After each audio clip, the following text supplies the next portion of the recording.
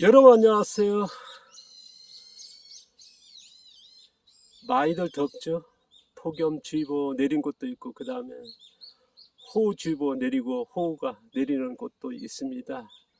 자, 비 피해 그 다음에 폭염 피해 없으셨으면 좋겠습니다. 지금 제주도 같은 경우는 날씨가 어제 일기보만 해도 오늘 5시부터 비가 내린다 했거든요. 그런데 비가 안 내리고 지금 쨍쨍합니다. 뭐 장마 기간이라는데 제가 비가 지금 내린 지가 며칠이 됐는지 모르겠습니다. 지금 땅이 오후 돼가면요 작물들이 바싹 마릅니다. 다 쓰러질 정도로, 그 정도로 이제 좀 가물다 그럴까요? 장마 기간인데 가물다 하는 게, 자, 앞으로 일기예보가 어떻게 변할지 모르겠습니다. 자, 오늘 얘기 조심스러운 얘기입니다. 땅심농사 자연농 실패가 많은 이유입니다. 앞서도 얘기했지만 자연농 하면은 우리가 생태적인 삶, 생태적인 농업, 자연적인 농업, 자연적인 삶, 이걸로 해서 IF 이후에 많이들 이제 도전하지 않습니까? 지금 자연농 하면은 이제 흙을 살린다, 토양을 살린다 그런 얘기하지, 땅심 몇 프로냐 얘기는 하지 않았습니다만은, 저는 이제 좀 그거를 주체적으로 얘기해 보자 그래서 땅심 몇 프로의 농업이냐, 뭐 땅심 10%냐, 30%냐, 50%냐, 70%냐, 100%냐. 저는 이제 땅심 100%를 의존하는 농업을 지향하고 있습니다. 지금 화학농, 친환경, 유기농 같은 경우는 이제 화학비료, 퇴비 같은 거 의존하다 보니까 이제 땅심 10%, 뭐 30%, 50%, 70% 의존하는 그게 좀 다를 겁니다. 자연농 같은 경우는 저는 이제 대표적으로 땅심에 뭐 100%에 의존한 농업이 뭐 얘기해 보면 또 그렇거든요. 생각을 가질 수밖에 없거든요. 하지만은 실질적으로 이제 땅심 뭐 50, 땅심 70, 뭐 그렇게 의존하신 분도 적지 않지 않을까. 아니면 땅심 30% 의존한다 얘기하는 것도 맞지 않을 정도로, 맞지 않나 할 정도로 땅심 의존도가 낮은 자연농도 실제 있습니다. 제가 이제 전전편 계속 소개합니다. 자, 토양에 미생물이 많고 유기물이 많은 건 좋지 않습니까? 뭐 미생물 많으려면 유기물이 많아야 되고요. 뭐 그 정도로 가는 것보다는 이제는 토양을, 땅심을 이용하는 농업으로 간다 그러면 토양의 미생물 비율이 중요하다. 박테리아가 많게 할 거냐, 균열을 많게 할 거냐 하는 거, 그거는 어떻습니까? 바로 유기물 종류에 따라서 다른다는 말, 종류 아니면 유기물 양, 그에 따라 그 차이가 있더란 말씀 제가 이제 계속 얘기하지 않습니까? 지금 농업에서는 뭐 그 정도까지 하지 않습니다. 미생물과 유기물이 많다, 그 정도까지 가는데요.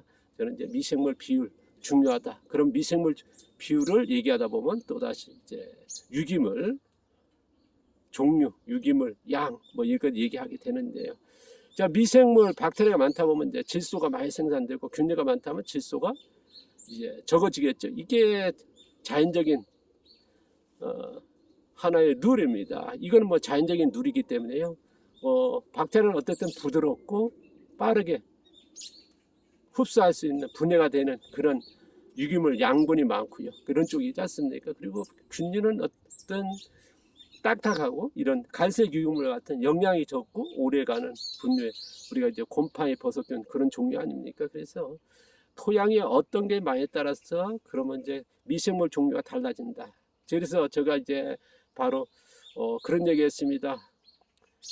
땅심 농사는 자연농고, 자연농은 땅심 농사. 그랬을 때에 1번, 2번, 3번 형태가 있다고 해서 제가 소개했지 않습니까? 1번 같은 경우는 작물을 심었더니 정말 안 자라는, 그리고 재배 기간은 뭐 일반적인 작물 재배 기간이고, 그런데 수확량이 뭐 30%, 뭐 잘하면 50%고 거의 뭐 30%그 이하도 수확이 안 되는 그런 1번 형태의 농사가 있고요.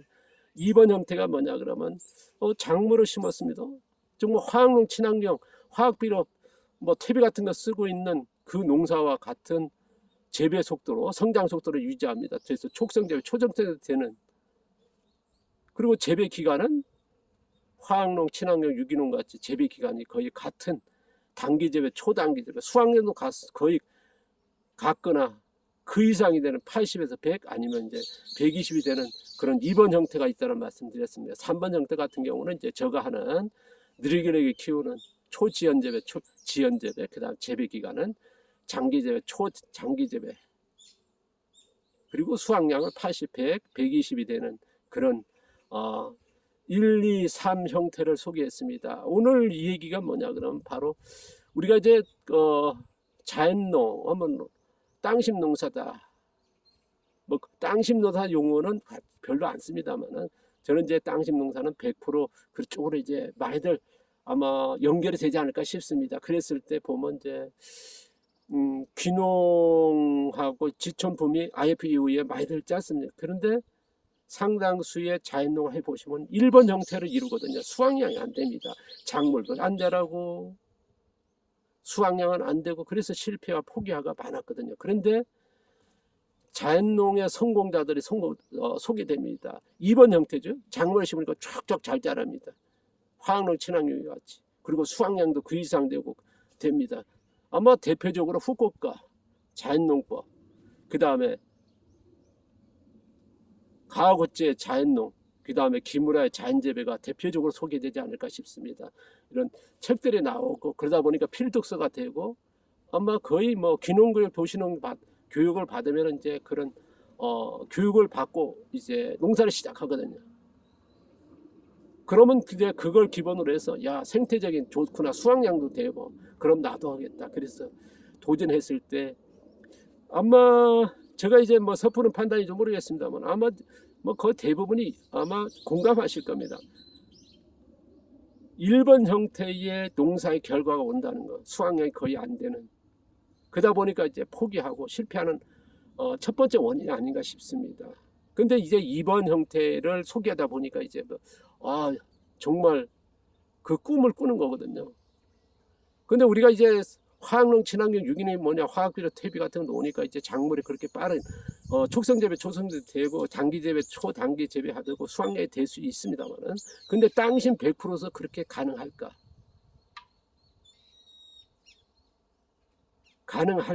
가능하다고 소개되다 보니까 이제 문제가 되는 거거든요. 후쿠오카 자연농법 어떻습니까? 작물 밭농사 같은 경우 거의 수확이 안 되니까 뭐 그거를 어떤 분들은 이제 후쿠오카의 농사를 뭐 농부로 안 보고 농사를 안 보는 분도 계신 거거든요. 왜냐하면 거의 방치형이니까 무이자에 내서 무경 무비로 뭐 해가지고 하니까 작물이 수확량도 안 되고. 근데 논농사가 소개되고 있거든요. 논농사가 어떻습니까? 벼가요 거의 일반 재배와 같습니다. 그냥 촉성 재배, 초적성 재배, 그리고 단기 재배, 초단기 재배로 되고 수확량이 뭐냐 그 이상의 수확도 된다고 소개되고 있거든요. 그러다 보니까 이제 정말 깜짝 놀라는 거죠. 야 되는구나.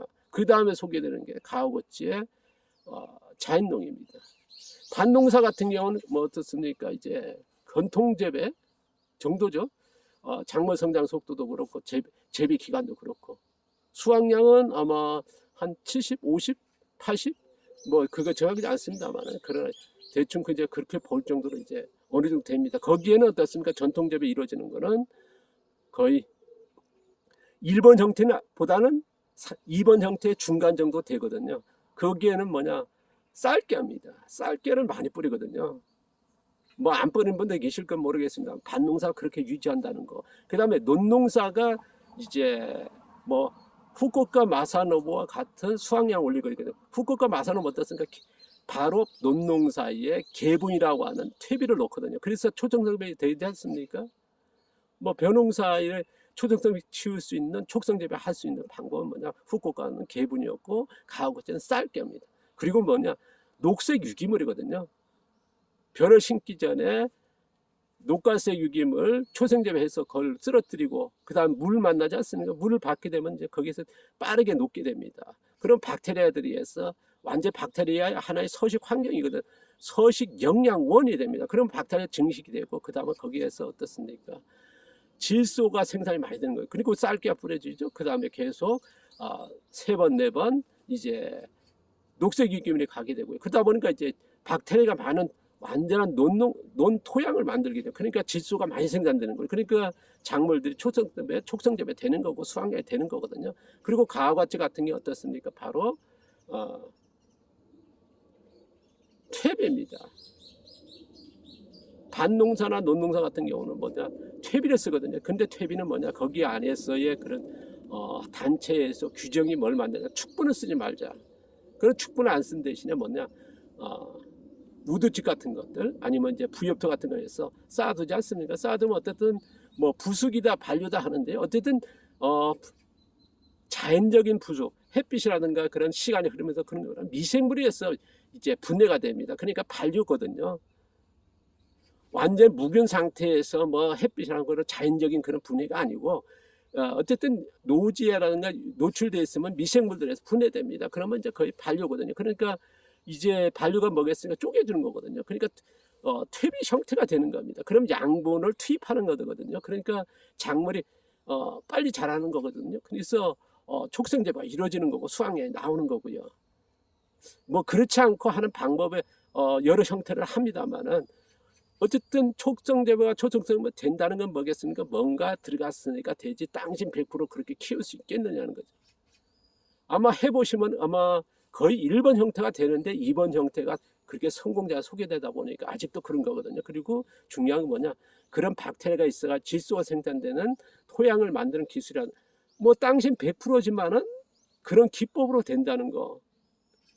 제가 이제 일본에나 우리나라에서 보면 이제 부엽도 많이 쌓아놓고 이제 거기다가 이제 그렇지 않고 쌓아놔가지고 몇 년 해 넣었다가 이제 밭에 그래 뿌려주시는 그럼 퇴비 형태가 되는 거거든요. 왜냐하면 반류가 일어났으니까. 뭐 일본에서는 저는 심각하게 본 게 뭐냐 개분이라든가 돈분, 우분 같은 거 안 쓴 대신에 축분 안 대신에 쌀겨. 그 다음에 뭐 비지 같은 것들. 일본 같은 경우는 마트 같은 데 보면 이제 도정기가 설치되어 있습니다. 그러면 도정하고 그건 돈 주고 코인으로 별로 이제 기계가 작동되거든요. 그럼 쌀 도정한 다음에 쌀겨는 그냥 둡니다. 그럼 거기서 마트에서 파는 것이 아니라 물을 흐르니까 그걸 갖다가 수거해가지고 아니면 뭐랄까 종이에 빽해가지고 팔거든요. 그런 것들 이제 많이 섞어가지고 한다든가 아니면 비지는 거의 뭐 일본의 전역에 이렇게 달아다 보면요 거의 공짜로 구하더라고요. 그런 것들을 해서 섞었다가 그러게 뭐 어떻습니까? 반류 퇴비가 되는 거고요. 뭐 그렇지 않고 이제 여러 형태로 할 겁니다만 어쨌든 간에 촉성 재배가 된다는 거는 뭔가 있으니까 양분이 되는 거거든요. 근데 우리는 그걸 생각 안 하고 이제 결과는 뭐냐 1번 형태로 돼가지고 이제 포기하고 실패하는 원인이 되는데 2번이 뭐냐 꿈같이 키워야 되는 거거든요. 지금도 그렇게 소개되고 있거든요. 아마 영상이라든가 사진이라든가 그렇게 소개되는 게 아마 지금도 일본에 보면 이제 자연농들 많이들 유튜브 많이 합니다. 보시면 이제 촉성 재배하도 소개 농가들이 많이 보입니다. 심지어 초적성 재배 농가들이 자연농이라 소개되고 있거든요. 우리나라에도 보면 이제 간혹 있습니다. 고추가요. 지금 뭐 어떻습니까? 4월 말이나 5월 초에 심었습니다. 근데 지금 7월 중순입니다. 가서 고추 크기를 보십시오. 그러면 촉성재배 이제 초정성을 알 수 있거든요. 거기에 정말 땅심만하면 100% 키웠다. 땅심이다. 얘기는 안 했습니다. 자연농이다. 그러면 땅심 100% 아니겠습니까? 했을 때에 화학비를 안 쓰고 퇴비를 안 쓴다. 한 번쯤 의구심을 가질 필요가 있다 하는 게 저희 생각입니다. 그래서 어쨌든 조심스러운 얘기입니다만 각각 조금 차이가 있습니다만 어쨌든 촉성재배가 된다는 거는 초적성이 된다는 건 뭐냐 그만큼 어떤 양분이 투입되거나 어떤 형태가 이루어졌다는 거 그걸 좀 생각할 필요가 있고요. 우리는 이제 지금 그런 것보다는 어쨌든 결과는 1번이 나타나는데 2번이 꿈같이 이제 그려지다 보니까 이제 반복적으로 지금도 좀 오류적인 문제가 아닌가 싶습니다. 조심스럽습니다만은 저의 의견을 내봅니다. 감사합니다.